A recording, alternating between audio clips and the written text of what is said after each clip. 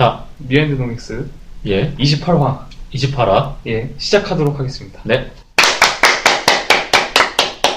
네, 반갑습니다. 한 주간의 경제 이슈를 다뤄보는 리와인드 노믹스입니다. 예, 자, 7월 1일 화요일이죠. 예. 저출산 예산 53조 헛돈 썼다. 아, 역시 또 헛돈 쓰기 대명사죠.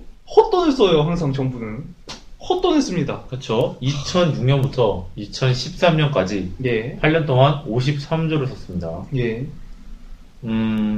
이 저출산 예산에 돈을 썼는데 저출산이 해결이 됐나요?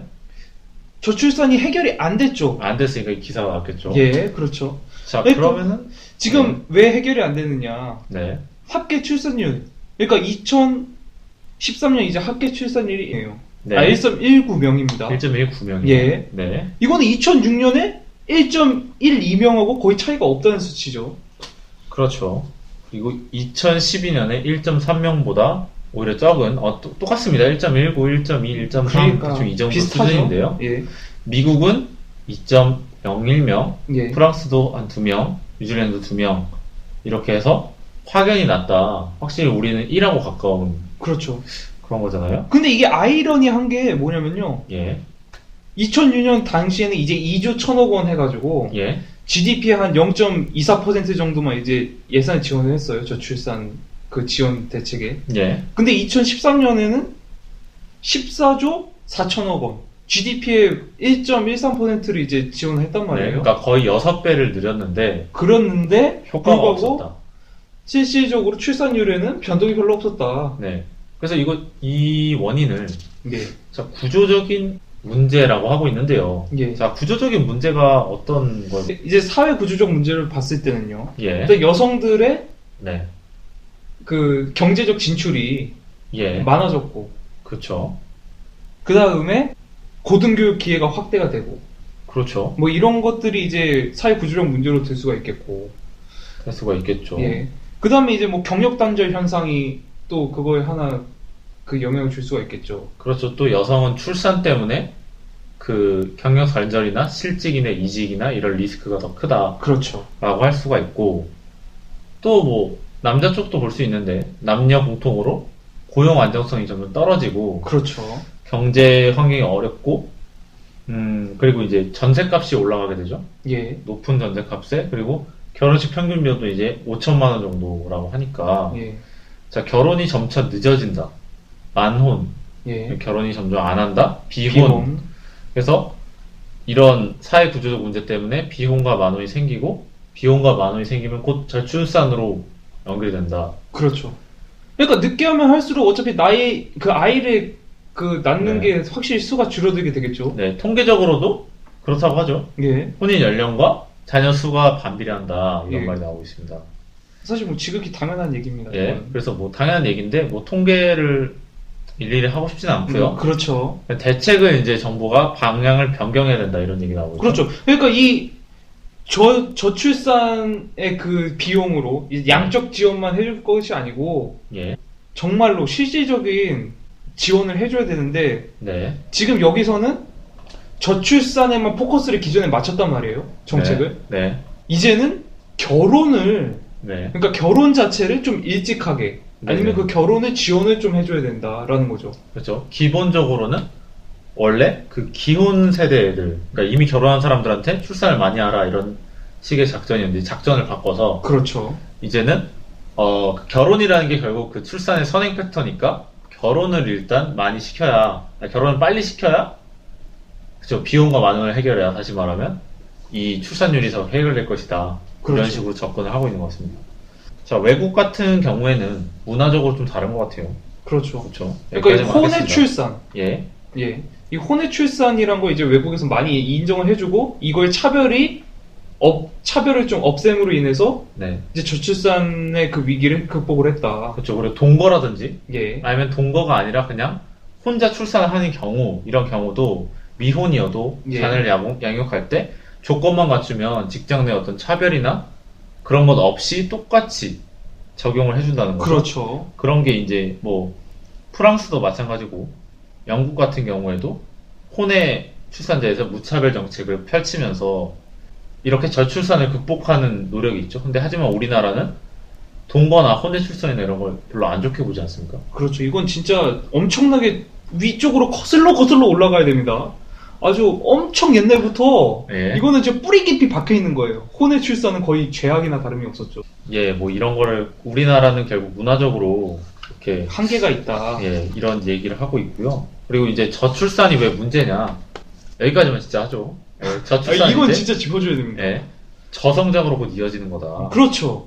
어, 이게 심각한 문제입니다. 그러니까 저출산이 실질적으로 문제가 되는 건 바로 이것 네, 때문이에요. 인구가 떨어지면은 그 경제 활동 인구가 줄고, 그럼 그렇죠. 수요가 줄고, 그 다음에 이제 고용이 떨어지고, 뭐 이런 식으로 되면서, 자, 14% 이상 노인인 고령사회, 그 다음에 20% 이상의 초고령사회가 있는데, 각각 2018년에 고령사회가 되고, 예. 26년에 초고령 초고령 사회가 사회가 되고. 되고.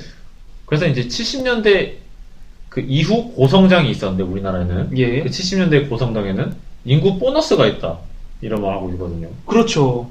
그러니까 생산 가능 인구가 이제 비중이 높아지면서 네. 각 그 산업 분야별로 이제 부가가치가 높아지고 네, 거기서 이제 한강의 기적이란 말이 나온 거죠. 그렇죠. 인구가 성장률의 확대로 이어지는. 예. 근데 이제 인구 오너스라는 이게 원래 있는 말인가요? 자, 보너스에서 B를 뺀 오너스라는 게 예. 이제 인구가 오히려 성장률을 그 발목을 잡는 그렇죠. 이런 역할을 할 수 있다. 그래서 생산 가능 인구 비중이 정점을 지날 때 금융위기를 맞는 게 이제 외국의 사례였던 거죠. 미국, 스페인, 아일랜드 같은 예. 게. 기존의 그런 선진국들이 예, 이미 그러니까 겪었다는 겁니다. 이 생산 가능 인구가 얼마나 중요한가 이런 얘기를 하고 있습니다. 예. 자, 다음으로 넘어가요. 예. 똑같이 이제 7월 1일 화요일자 두 번째 기사죠. 네. 개인정보 유출 땐 무조건 배상. 예, 이거는 좀 상대적으로 덜 중요해서 빨리 하겠습니다. 예. 자, 개인정보를 유출을 했는데 그냥 뭐 예전에 통신사들이라든지 예. 은행이라든지 이런 일이 있었죠. 예, 그렇죠. 근데 배상이 별로였어요. 그러니까 뭐 국민들한테 돌아간 돈이 뭐 SK 같은 경우는 뭐 몇천 원 받았다고 이런 얘기도 있었고요. 예, 그렇죠. 그래서 이제 굉장히 이 미비했다. 법을 이제 바꾸는 거죠. 이제 정부가 9월에 국회에 법안을 제출한 내용이 어떤 내용입니까? 그러니까 국회에 이제 법안을 제출하려는 그런 내용이 네. 이제 법인이나 이제 개인이 정보 유출로 인해서 이제 피해를 봤단 말이에요. 예. 그럼 이제 무조건 손해배상을 해줘야 된다라는 이제 그 법안을 이제 국회에 제출하려고 하는 거죠. 그래서 피해액이 입증되면 3배까지도 그렇죠. 지불을 하고 유출이 입증이 안 되더라도 유출 자체가 됐다는 것만으로도 그러니까 유출 금액이 정확히 모르더라도 그 300만 원 이하의 돈을 물어 하는 겁니다. 네, 근데 네, 이제 소송까지 앞으로. 간다 해도 예. 근데 통상 위자료 명목으로 해서 10만 원에서 20만 원을 받는데 이제 그치는 게 현실입니다. 지금은. 그렇죠. 근데 이 법이 이제 발효가 된다면 네. 이제는 뭐 그런 개인정보 유출이 된 곳, 뭐 법인이나 이제 개인에서 예. 이제 손해배상을 막대하게 해줘야 된다는 거죠. 그렇죠. 그래서 책임이 너무 과도하다 이런 말이 라는 나오고 얘기가 있거든요. 나오는데 사실 과도해야 뭐 책임을 갖고 이제 유출을 좀 왜냐하면 신경 써야 되지 여기서 않을까? 말하는 게 1만 명의 개인정보가 유출되면 예, 최대 그 300억 원을 물어준다고. 예, 그렇죠. 근데 저는 적극 찬성하는 바예요. 사실 이 개인정보 유출 무조건 배상하는 아, 거는 그렇군요. 적극 찬성합니다. 아, 진작에 나왔어야 돼요. 이거는 이렇게 해야 이제 경각심을 갖고 이제 금융 쪽이라든가 이런 쪽이 이제 좀 더 정보를 좀 더 신경 써서 다룰 거 아닙니까? 뭐, 예. 자, 다음 기사입니다. 7월 3일자 목요일자 기사죠. 예, 원고 벼락 몰린 중기 수출 포기 속출. 예. 자, 원고 벼락에 몰렸다. 그렇죠. 자, 지금 원달러 환율이 얼마나 된 겁니까 지금? 원달러 환율이 지금 1,009원이에요. 예, 1,009.2원인데 예. 자, 무슨 소리냐? 원화 가치가 너무 높아서 그렇죠. 우리나라의 제품이 외국에서 너무 비싸고 그렇죠. 하기 때문에 우리나라 중소기업들이 힘든 거죠. 그러니까 이 제품 자체가 그러니까 수출하는 중소기업이죠. 네네, 수출하는 중소기업이 수출 경쟁력이 떨어지게 되는 겁니다. 그쵸, 같은 지금 일본이 엔화 약세란 말이에요. 그쵸, 그러니까 이게 더욱더 힘들어지는 거죠. 수출 경쟁력이 더욱더 떨어지게 되는 겁니다. 그쵸. 일본에 비해 불리한 거고 그렇죠. 원래 적정의 환율이 뭐 1086원 뭐 이러는데 그 적정 환율보다 더 떨어지면 이제 손익분기점 1038원. 예. 근데 이제 더 떨어져서 현재 1009원이면은 수출 자체를 포기하게 되는 이런 기업도 나오게 되는 거죠. 왜냐면 수출 안 하는 게 안 하는 게 더 나았죠. 더 이익이죠. 예. 왜냐면 수출하면 할수록 더 깎아먹는다는데 생산 비용 영업이익을. 들고 뭐 그렇죠. 수출 비용도 들고 막 이러니까. 매출이 오를수록 손해가 난다는 거예요. 이거는 웃긴 거죠. 더 팔릴수록 손해가. 그렇죠. 이건 정말 딜레마입니다. 정말로. 늘어나고. 예. 자, 그러면 이 환율이라는 거를 그 파생 상품이라는 걸로 과거에 막았던 사례가 있었죠. 그렇죠. 키코입니다. 예, 간단히 말하면 녹인 노가웃이라고 그래서 예. 그 파생 상품 중에서 이 어떤 그 녹인 노가웃에서 이 어떤 범위가 있는 거죠. 그렇죠. 환율을 이 범위 내의 환율이면은 조건을 거는 거죠. 항상 환율 고정. 예. 그러니까 예를 들면 뭐 환율이 지금 1,500원이든 예. 900원이든 예. 뭐 범위 안에만 있으면 무조건 1,000원 뭐 이런 식으로 예전에 키코라는 게 있었어요. 예. 근데 대신에 이 범위를 벗어나면은 굉장히 막대한 손해를 지게 되는 그런 파생 상품이었단 말입니다. 그렇죠. 키코가. 근데 2008년도에 그 은행들이 이 꺾기 상품이라고 그래서 그러니까 대출을 해주는 대신 이 키코를 가입해라. 그래서 약간 반강매식으로 그렇죠. 이 키코를 추천해서 많은 기업들이 이제 기업들이 키코를 가입을 했는데 가입을 했고. 결과 어떻게 됐습니까? 환율이 폭등하면서 그렇죠. 2008년에 금융위기가 오므로 인해서 그렇죠. 거의 10조 맞나요?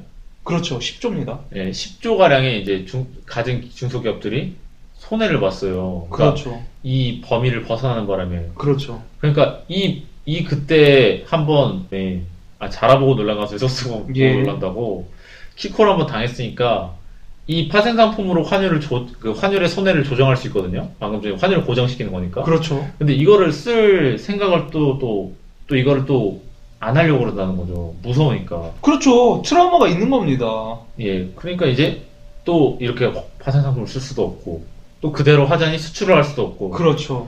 결국엔 이 환율의 속수무책으로 우리나라 기업이 지금 손해를 보고 있는데 또 이 1,000원까지도 붕괴될 수 있고 세 자리로 갈 수도 있다.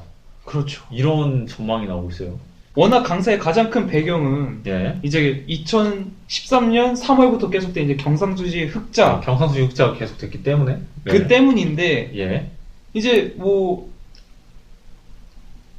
이거를 그러니까 수출 업체마다 이제 달러를 가득 쥐고 있기 때문에 네. 이거를 물량을 외환 시장에 풀 때마다 이제 환율이 계속 하락할 그 위기에 처해 있다는 거죠. 그렇죠. 자, 그러면은 이 그 환율을 조정할 수 있는 그 최대 변수가 어떤 거예요? 미국이 이제 그렇죠. 테이퍼링. 그 양정한 축소죠. 테이퍼링. 그렇지. 예. 이제 테이퍼링을 하고 올해 안에 이제 금리 인상 논의가 있을 예정이란 말이에요. 양적 완화 축소, 테이퍼링 끝나고 올해 안에 기준금리 인상 논의가 되면 그렇죠. 자, 기준금리가 인상이 되면 그러니까 미국의 기준금리가 인상되는 건 미국이 이제 회복세에 접어들었다고 판단하는 겁니다. 네네네, 그렇죠. 양적 완화를 이제 그만두게 되는 거니까. 그렇죠. 그렇게 되면 그러니까 달러가 적게 풀면서 우리 원화가 좀 양이 많아지게 되는 거니까. 네, 우리나라 돈의 가치가 좀 떨어지면서 그렇죠. 환율이 다시 오를 수도 있다. 그렇죠. 다시 올라서 그럴 수 있고. 그럴 가능성이 있다는 겁니다. 그래서 그렇죠. 원래 우리나라가 힘들어진 게 아베노믹스 그쪽의 양적 완화. 그렇죠. 미국의 양적 QE, 완화 때문에. 예. 그렇죠. 자, 다음 기사죠? 7월 4일 금요일자 기사입니다. 네. 중제조업. 예. 그렇죠. 한농산물. 한농산물. 그렇죠. 시장 더 연다. 네, 좋은 콜라보였죠. 예. 자유무역 협정을 한국이랑 중국이랑 지금 계속 협의를 하고 있습니다. 예, 그렇죠. 그래서 이제 그 시진핑 중국 국가 주석과 우리 박근혜 대통령이 예. 계속해서 이제 만나고 있는데요.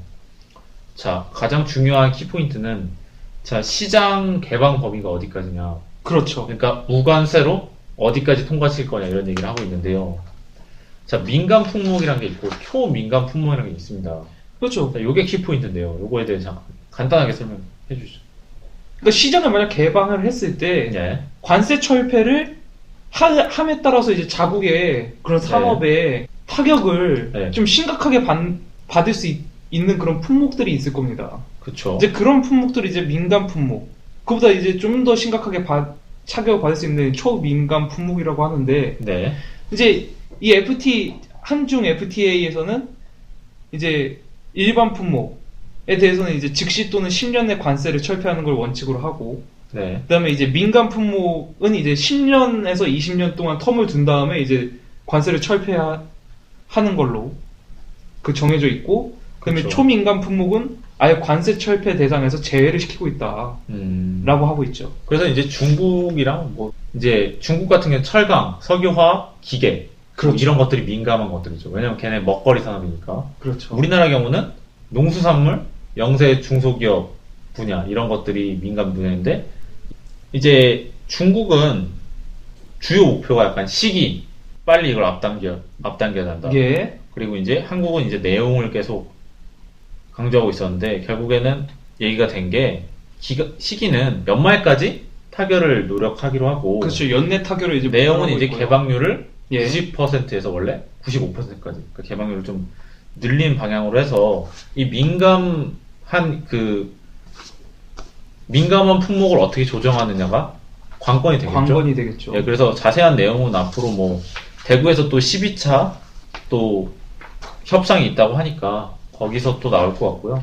예. 이제 하나 추가적으로 볼 거는 원 위안화 직거래소 설치. 이것도 중요한 것 같아요. 네, 요게 빅딜인데 요거를 설명하고 넘어가도록 하죠. 예. 그렇죠. 기존에 설치가 안 됐을 때는 예.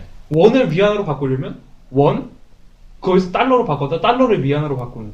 그렇죠. 그러니까 한 단계를 거쳐야 되는 거죠. 달러를 바꾸는. 달러를 거친 다음에 이제 위안화로 가는 그런 형태였는데 이제 원 위안화 직거래 시장이 개설이 되면 원에서 바로 위안화로 네. 유통이 될 수 있다는 겁니다. 자, 중국은 한국의 최대 교육국이지 않습니까? 그렇죠. 그래서 이제 경제적으로 밀접한 관계를 가지고 있고 따라서 이제 97년에 원 엔화 시장이 또 있었어요. 예. 근데 그거는 3개월 만에 문을 닫았죠. 예. 하지만 이제 원 엔화 시장과 다르게 원 위안화 시장은 좀 더 잘 될 수 있다. 그러니까 우리는 중국이랑 대외적으로 무역 흑자를 내고 있단 말이죠. 일본과. 그렇죠. 따라서 이 원 위안 직거래소가 이 중국이 800억 위안이라는 엄청난 돈을 증권 투자를 하고 그 투자를 발판 삼아서 그 양국 간의 거래가 활성화될 수 있는 그런 기점이 된다는 예, 아주 맞습니다. 중요한 내용이었습니다. 예. 자, 이거 확실히 하기로 한 거니까요. 예. 굉장히 거래 비용 자체가 3%에서 5% 절감된다고 하니까 그렇죠. 이 거래 비용이 중요한 겁니다. 거래 절차가 중국이랑 단축되니까. 거래가 그렇죠. 빈번해지겠죠. 좀 더 활성화 되겠죠. 자, 그래서 저희도 이제 중국의 어떤 경제 성장을 하는 낙수 효과를 예. 예. 7월 7일 네, 예, 월요일자 기사죠. 그쵸? 꼼짝 않는 기준금리, 떨어지는 시중금리. 이거 재밌는 내용이었죠. 예. 자, 이 기준금리, 한국은행이 정하는 기준금리라는 게 있는데, 예. 자, 이게 멈췄단 말이죠. 그러니까 움직이지 않고 있어요. 지금 동결이 계속 돼 있는 동결이 상황이에요. 되고 있는데 13개월째 동결이 되고 그 있죠. 시장금리, 예. 시중금리라고 하는 보통 채권금리에 영향을 받는 예. 자, 이런 채권금리나 시중금리는 떨어지고 있는 거죠. 그렇죠. 지금 떨어지고 있는 겁니다. 이제 대표적 이유로는 이제 세월호 참사 후 이제 소비 생산이 위축이 됐다. 네네. 라는 이유가 있고, 그다음에 최경환 부총리 겸 이제 기획재정부 장관 후보자는 예. 금리 인하를 지지하고 있기 때문에 네네. 지금 그거에 따라서 그러니까 경기가 굉장히 안 좋고, 예. 그 다음에 이제 부총리 후보자도 금리가 떨어지는 걸 지지한다라고 했으니까 한국은행에서 기준금리를 곧 떨어뜨릴 예정이라는 거죠. 예정이라고 생각을 기대를 하는 거죠. 기대를 사람들이. 하고 있기 때문에 네. 이제 채권 금리가 하락할 거라고 사람들은 생각을 하는 거예요. 자, 기준금리가 지금 떨어질 거라고 기대를 하는데 그럼으로 인해서 자, 시장금리랑 채권금리도 떨어질 거라고 예상을 하니까 예. 사람들이 채권을 사들고 있습니다. 갑자기. 예. 좀 생뚱맞아 보이지만 긴밀하게 연결이 되어 있는 거죠.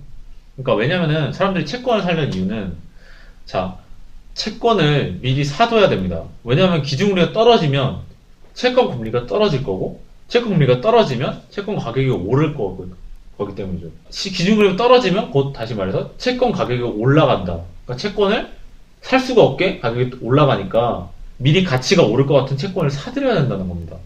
자, 그럼 간단하게 왜 채권 금리가 낮아지면 채권 가격이 올라가는지 이것만 설명하면 이제 설명이 되겠죠? 그렇죠. 자, 왜 채권 금리가 떨어지면 채권 가격이 올라가는 겁니까? 5%라고 합시다. 예, 5%라고 하고 5%일 때 예. 이제 채권의 액면가는 1,500원입니다. 1,500원짜리 채권을 산다고 하면은 뭐 10,000원에 샀다고 합시다. 예. 그럼 이제 시간이 흐르면은 뭐 이자를 좀 달달이 받다가 마지막에 1,500원을 돌려받게 되겠죠. 그렇죠. 10,000원에 샀는데 그렇죠. 자, 그게 채권의 원리인데 이 금리가 떨어졌다고 합시다. 예. 5%에서 3%로. 예. 채권이 떨어지게 되면은 채권 가격이 오르게 되죠. 왜냐면은 똑같이 1,500원을 만기가 되면 받는데 그렇죠. 금리가 떨어졌기 때문에 제가 그 돈을 더 지불해야 되는 거죠. 그렇지. 그 채권을 사는데 이제 돈을 더 지불해야 된다는 거죠. 네. 그지. 그래서 다시 말하면 금리가 3%로 이렇게 떨어져 버리면은 같은 액면가를 사는데도 금리가 낮기 때문에 더 비싸게 사야 되는 거예요. 그렇죠. 더 비싼 값을 주고 네. 채권을 사야 되는 겁니다. 아니 똑같이 나중에 만기에 돈을 얻게 되는데 금리가 적으면 이제 불어나는 속도가 너무 느리기 때문에 그렇죠. 쉽게 말하면 더 비싸게 사야 되는 거니까. 그렇죠. 그러니까 당연히 이 금리가 떨어지기 전에 금리가 높을 때 싸게 빨리 채권을 사려고 하는 거죠. 그렇죠. 다시 한번 정리하면 경제가 안 좋고 경기가 안 좋기 때문에 지금 기준금리가 떨어질 것 같은데 곧 시장금리도 하락할 것 같은 기미가 보이기 때문에 사람들이 이제 채권을 많이 사들이게 되면서 실제로 시장금리 먼저 떨어지게 되는, 그렇죠. 기준금리는 움직이지 않았는데 그렇죠. 이런 신기한 미스매치 현상이 나타나게 되는 거죠. 힘들었습니다. 아, 근데- 이해를 하실지 모르겠어요. 아, 그래. 자, 리와인드 노이스 이번 주도 무사히 끝났고요. 예. 네, 이제 다음 주에 또 찾아뵙도록 해야 하겠습니다. 네, 감사합니다.